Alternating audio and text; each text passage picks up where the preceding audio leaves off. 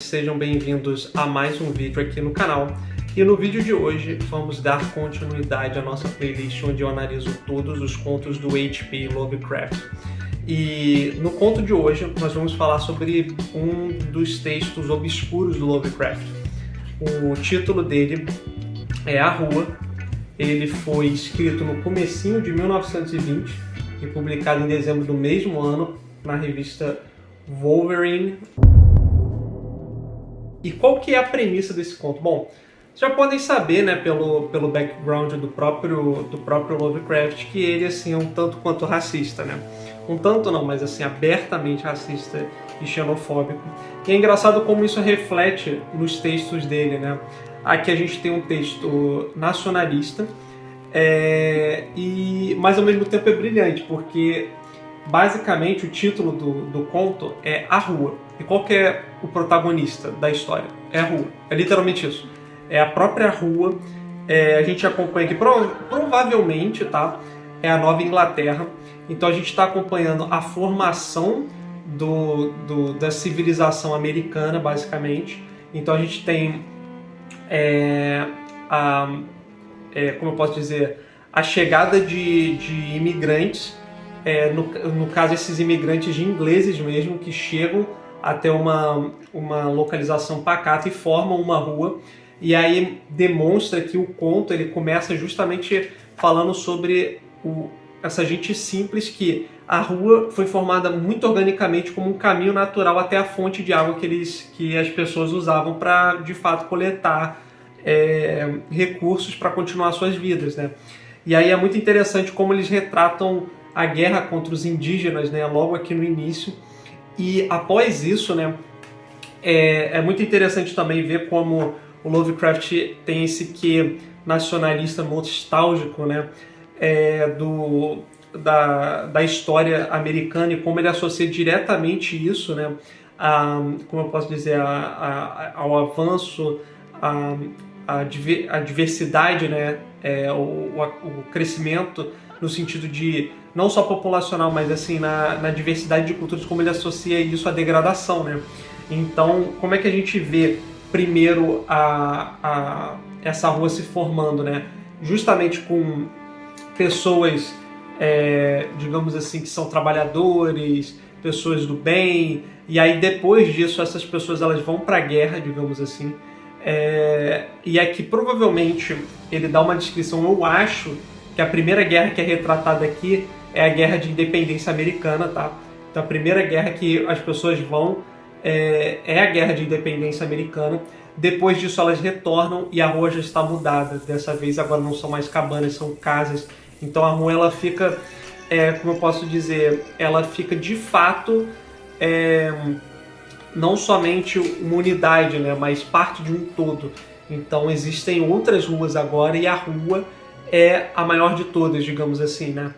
E aí fala sobre a convivência das pessoas, um povo extremamente conservador. E aí depois os filhos dessas gerações, né, dessas primeiras gerações, vão para a guerra de novo. E aí que a gente começa a ver como eu posso dizer, a hecatombe da rua, né?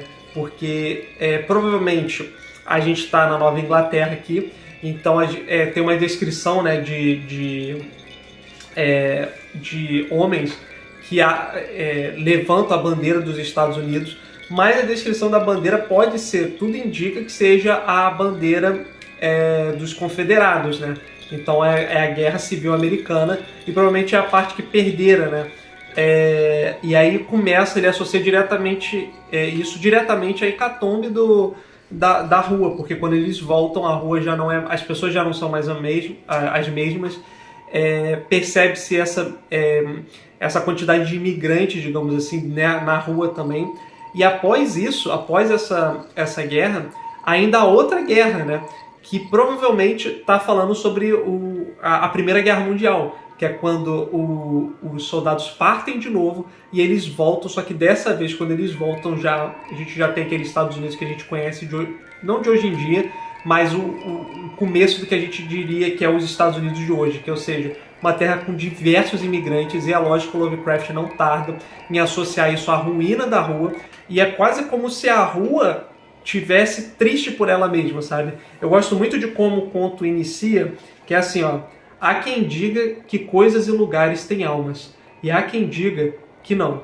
Eu mesmo não me atrevo a dizer, mas vou contar sobre a rua. Ou seja, é quase como se as pessoas percebessem que a rua não gostasse daquilo, porque a gente percebe, tem nítidas descrições de roseirais, campos, de carvalhos, de tordos, enfim, de abundância da vida natural, e aos poucos ela vai sendo tomada pelas tubulações de esgoto, pela fiação elétrica, e o Lovecraft associa muito isso também. Isso é uma constante nos contos dele, em que tudo acaba sendo denegrido, acaba degenerando essa pureza da natureza, né? Então ele sempre via isso como como posso dizer, um quê meio rancoroso, sabe?